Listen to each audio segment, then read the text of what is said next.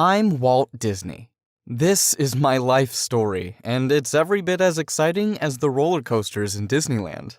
I was born in Chicago to middle-class parents. Mom was a teacher and Dad was a farmer, so I spent early years of my life on a farm in Missouri. Right since I was a kid, I loved to draw. Walt, did you just draw my horse? Yeah, it looks even better on paper, don't you think? Yes, my boy, it definitely does. I loved to see the smile on people's faces when they saw my drawings. It made me really happy. But life at home was tough. Dad tried many businesses, and all of them failed, which forced us to sell our farm and move to a new city.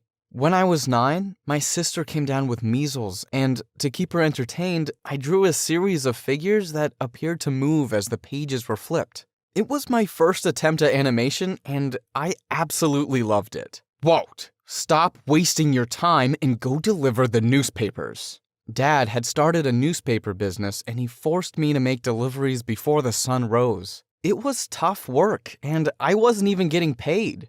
Slowly, Dad grew violent towards me and my elder brothers, and they ran away from home. I was too young to accompany them.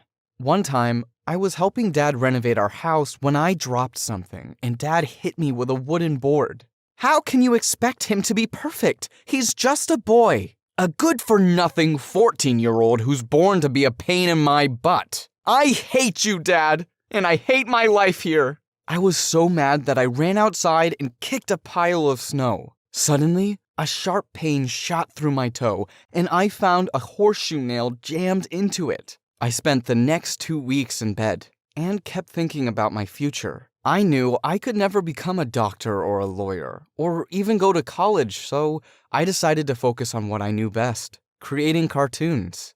But to follow my passion, I had to earn money, so I started doing all kinds of odd jobs. A few years later, I moved to California in search of better opportunities, but had to face rejection everywhere. We have no opening for a cartoonist. At least look at my drawings.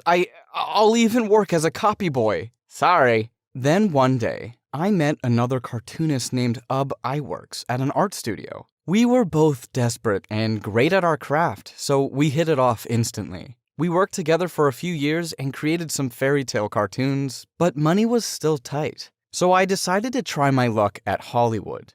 Thankfully, I was hired by a company to create Alice's Wonderland comedies, and they were a hit. Encouraged by it, I called Ub and some other animators to join me, and we created a cartoon series called Oswald the Rabbit, and that became a huge hit.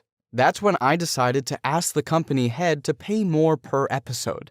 But to my surprise, he said he'd pay me less than what I was already getting. Either you come at my price, or I take away your entire team. I have them signed up already. If my employers can do this to me, they'll do it to you too. Be careful. Karma doesn't spare anyone. I refused his offer and went back to my studio where Ub and I poured all our energy into creating a new character. It turned out to be the most iconic cartoon character in history, Mickey Mouse. Within a few months, Mickey Mouse became an international sensation. I went on to create other successful cartoon characters and feature films. But then World War II broke out and business took a huge hit. But I still dreamed of trying something new. I felt Hollywood, despite its glamour, didn't have a place purely dedicated to entertainment. I wanted to create a world-class amusement park where both kids and adults could have a blast. My business associates, however, were against the idea. We don't have the funds. What you're thinking is impossible, Walt. Well, it's kind of fun to do the impossible. I believe if you can dream it, you can do it.